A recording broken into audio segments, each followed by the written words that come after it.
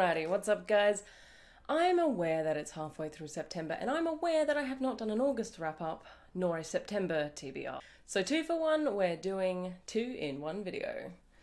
So in my August TBR video I stated that I wanted to read 5 books to get back on track for my Goodreads challenge. It turns out that I was so far behind that even if I did read 5 books, it still wasn't going to get me back on track. So I persevered, I did my best, and I managed to read 3 paperbacks.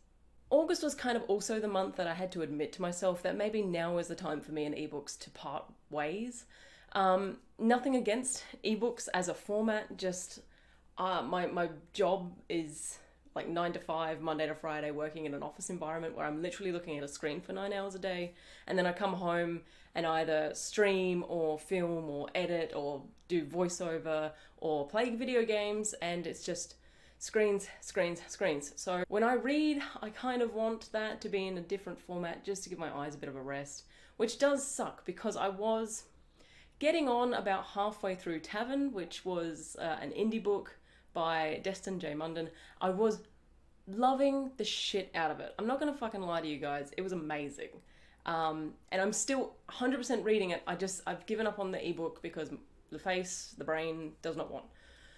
So now I'm saving up for a paperback because it turns out the Australian dollar and the Australian government are all conspiring against me to stop me from buying American or European indie paperbacks. And it's just an exuberant amount of money at the moment, but I am saving up to buy a paperback of Tavern, depending on what eventuates in the future. The 3 paperbacks that I did read were definitely on my August TBR list. So I did end up reading Colorblind by Siera, Maley, Girls of Paper and Fire by Natasha, Ngan, and A Lifetime of Impossible Days by Tabitha Bird. So the first book that I read this month was Colorblind by Siera, Maley. This is a really cute, slim little novel. It was a really fast read. It was really nice to just like sit on the couch and just kind of power through it. And I think this was a nice introduction back into reading for me. So this is a female romance, which I fucking adored, alright? And the main character can see how many days people have left until they die. That has kind of turned her into this like really cynical, sarcastic person because, you know, when you're constantly reminded of your inevitable death, it's, yeah, I understood Harper, I sympathized with her, but I found that when her love interest came into it, Harper's really pessimistic kind of, we're all gonna die, what's the point of having hobbies or loving your family? That grated on me a little bit, and I did struggle to see what the love interest saw in Harper, but it all worked out. The love interest herself was freaking adorable, and I would recommend checking this out. It's like a slim little novel. I found it fun, and you know, it got the heartstrings. I teared up. I don't think I cried, but I definitely teared up and it plucked at the heartstrings. So would recommend if you're into female romance, and just, it's a nice contemporary YA, so next, I read Girls of Paper and Fire by Natasha, Ngan, and I did power through this. It was, again, a really good introduction back into reading for me. YA fantasy has always been my thing. I finished it, and I was like, wow, that was really good. But then I started thinking about it. I know, right? I talked to Garen a little bit about it over at Goblet of Fiction, and I realised I had some issues with this book. Not book-breaking issues, just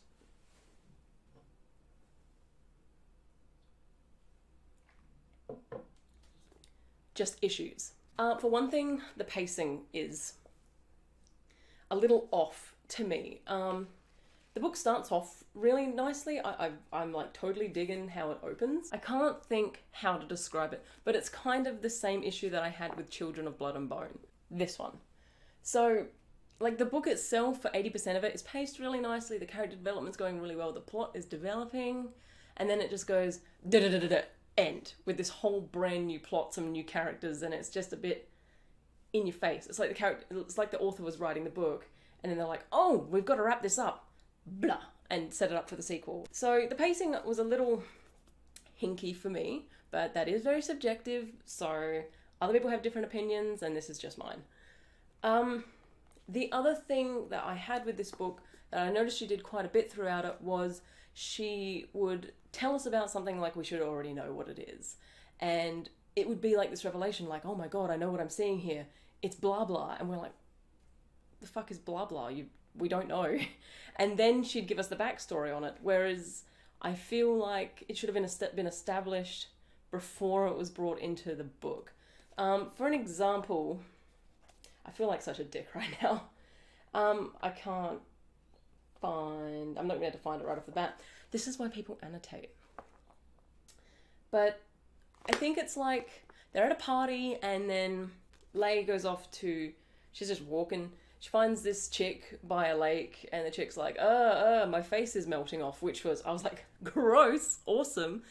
And Lay's like, oh my god, I know what this is. Magic draining. And I'm like, I may have missed like the first mention of this, but I didn't know what she was reacting to, so freaked out. This happens a few more times when she's like... I'm going to annotate my next reads because this is a mess. It happens a few more times where she has this... She can do something and she's like, yeah, I can do this because of X, Y, Z. And I was like, oh, that's good to find out right at this moment. Again, I feel like such a dick right now. And just like if don't look for spoilers here, skip ahead. I'll put a thingy on the screen where you can skip. The ending, I feel like the end didn't belong to Lay. It belonged to Ren. Ren had trained for this and sacrificed so much of herself for this. This was her fight. To have her taken out of it at the very end and have Lay replaced with it with like one training montage session, I was like, dude, this doesn't feel like your story. And it's not a bad thing for your main character to play a supporting character to the main plot, as long as important things are still happening to the main character to keep us engaged in the plot. Because Lay is invested in Ren, obviously. The stakes still would have been high if Ren was the one on this mission. We don't need a front row seat to the action because there are stakes here. If something happens to Ren, Lay's going to be deeply affected, and we as the reader should be affected by what happens to the main character. Therefore, we didn't need this replacement of the assassin at the end. Again, this is just my opinion and I feel like a jerk, but that's why we read, right? So we can have jerky opinions about books that took a long time to write and edit and publish. And for what it's worth, I did love the majority of this book and I will be reading the sequel and I think she's a fantastic writer. So I'm not too much of a jerk today, just a little bit. I'm all hot and flushed now because I feel like a jerky jerk. But to wind up August, I did manage to finally get my hands on a copy of A Lifetime of Impossible Days by Tabitha Bird. So, what's up guys, editing Renee here. I'm actually just going to put a note here and say that I did leave this next bit completely unedited because watching it back you can see how deeply this book affected me, and I wanted to leave that kind of raw emotional reaction there. It was very, very similar to the one that I had when I actually finished the book, so I thought that cutting it down would kind of just be a disservice to myself, the author, and hopefully to you guys, but I don't know if you care that much. Thanks, enjoy! One of my friends in my book club read this, they said it was amazing, and immediately myself and another friend got our hands on copies, and yeah. This is, without a doubt, one of the most beautiful books I've ever seen, and out of 5 stars I would rate it 6. It went above and beyond in every capacity that I could possibly allocate to it. And, okay, so a little bit of plot rather than just ramblings. The book follows one main character, but at 3 different times in her life. You meet Willa at age 8, 33, and 93. And the way the author wrote this character to sound so particular at certain ages, yet so much still like the same person, was just divine. And I've found myself especially relating to age 33 Willa because she was the closest to me in age. I've got none of the same trauma, but her journey and her inner struggles I could relate with so well and so closely to, that this book just really punched me in the heart. And I read it in one sitting, basically. I was homesick from work one day, and I was like on the couch with my little crochet rug and my pillow and stuff, and I read the whole thing and I made it to the very last page. And I'm not going to tell you what's on the last page, but I will tell you that there is a recipe for jam drops. And as soon as I saw the recipe for jam drops, I put the book down and I took off my glasses and I sobbed. Like, I haven't had a good cry in like a year, and this book just unraveled me, and all of the cries that I must have stored up just came out. And I didn't stop crying for like an hour, I think.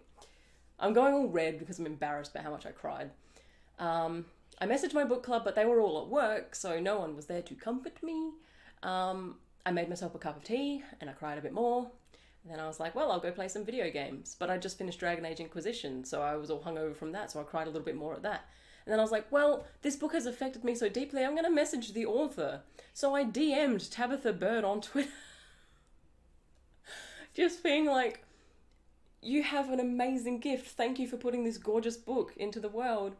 And she replied, and she was so lovely about it. I cried a little bit more. So there was a Thursday a couple of weeks ago where I was just waterworks. I don't think I was very active on Twitter, or I wasn't replying to anyone, because I just needed like a moment to process what this book did to me and just understand the feelings that it brought up. So I would never have read this book if I hadn't started BookTube. So right off the bat, this whole thing is, I'm getting all emotional again.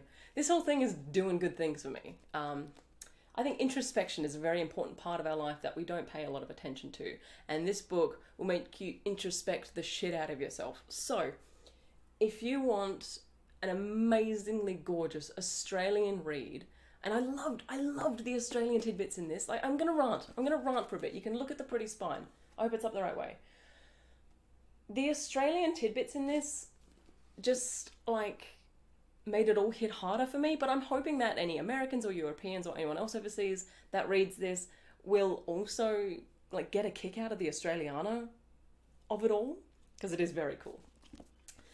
The writing is this beautiful, lyrical, fantastical prose that in my wildest dreams I could never hope to pull off, but it was such a treat to be able to read it and to just... I'm rambling, but I don't even care. I'm going to read you the back cover so you can know what's going on.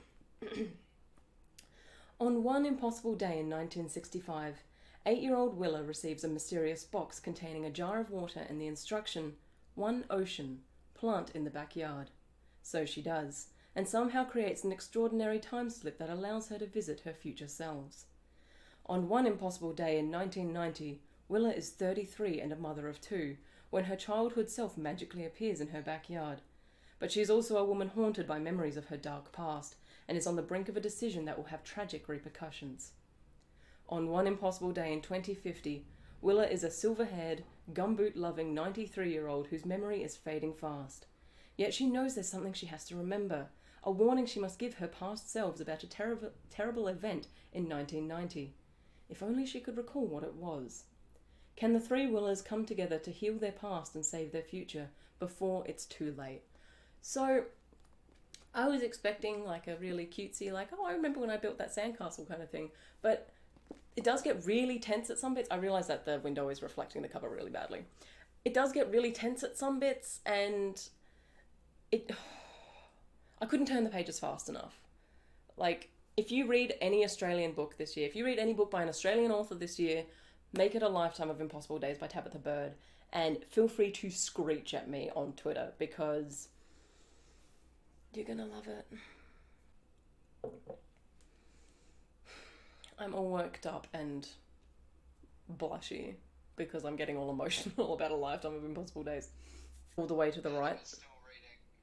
Like 15 or higher? 20 to 1. Oh shit. I did not see that yesterday when we were tuning. That's because it didn't happen.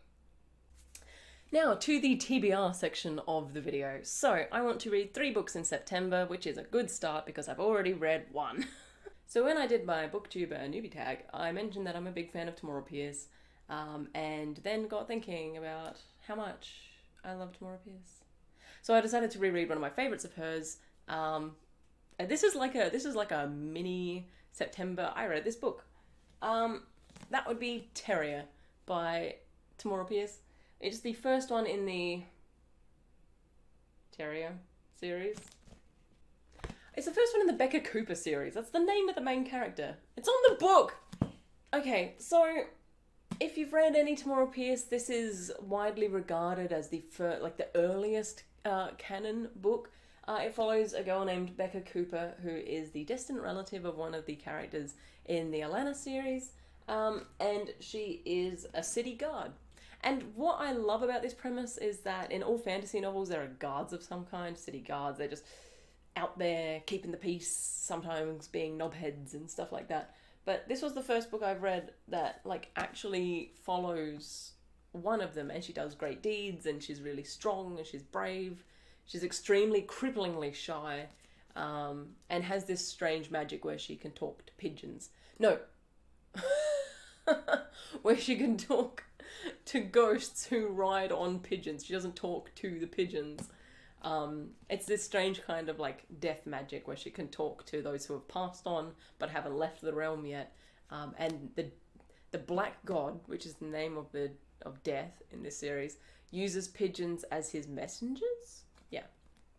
So I've read this a lot, and it's really interesting what changes, what I take away from it each read, because obviously I'm getting older, and I find myself outgrowing a few things in this book. There are a few bits and pieces that I'm just okay, sure. But overall, the premise is that I fucking love it, and it's a cool mystery, and it's got all the Tamora Pierce elements. It has a talking cat. I mean, yeah. So I want to read this. I've already read it, so we're already on a good start to September. Next on my September TBR is the book of the month from the Midnight Pages crate. It is Serpent and Dove by Shelby Mahurin. I'm really sorry, I pronounced that wrong in the unboxing video because I'm a numpty. I also didn't know what book I was getting, so I just did the pronunciation on the fly. I have seen a lot of people reading this at the moment. It's all over Twitter, it's all over BookTube, and I've only heard good things about it, so I'm really keen. It's so pretty, and it came with an author letter that made me feel all special, and it was really beautiful. So I cannot wait to get stuck into this. I'm probably going to start this tonight, actually, after stream. Yeah, it's a witch novel. I've heard it's classified as a YA, but there are elements in it that lean more towards NA, which sounds perfect for me. It's forbidden love, and as far as I know, and witches and stuff. I don't actually know too much about it, because when I get a book like this and I'm this looks boss, I'm going to read it, I don't generally seek out too much information about it because I don't want things to colour my opinion. And lastly, I want to read for September, which I know is halfway over. I want to read The Good People by Hannah Kent. She is an Adelaide author, so from the same city as me. I did a workshop with her in 2017 on writing historical fiction. So at the workshop, she was all lovely. It was an amazing day. I met some really cool people. We workshopped some cool stuff. And then at the end, she was like, yo, I've got presents for y'all. It's hardcovers of my new book. And to prove that I'm not bullshitting, she signed it! And it's to me! So I'm really excited about this. I think it's set in Ireland, 19th century Ireland. And I did know the year, I think it's 1865? 1825. So she spoke a little bit about her research for this book, and it was intense. She spent a lot of 2016 in Ireland, in libraries and archives and talking to historians and just living the dream. So I'm really keen to read this. It is just beautiful, and I feel really bad that I've let it languish on my bookshelf for 2 years without opening it. But like I said in my August video, I haven't read much these last couple of years, so I'm sorry. It's your time now. So that is my August wrap-up, though it was slightly bitchy, and I'm very sorry, and my September TBR, which is ambitious yet doable. Thank you so much for tuning in again, and I hope you'll pop back in for some inevitably more bitchy opinions. I'll catch you guys next time. Thanks for watching. Bye! I'm such a bitch.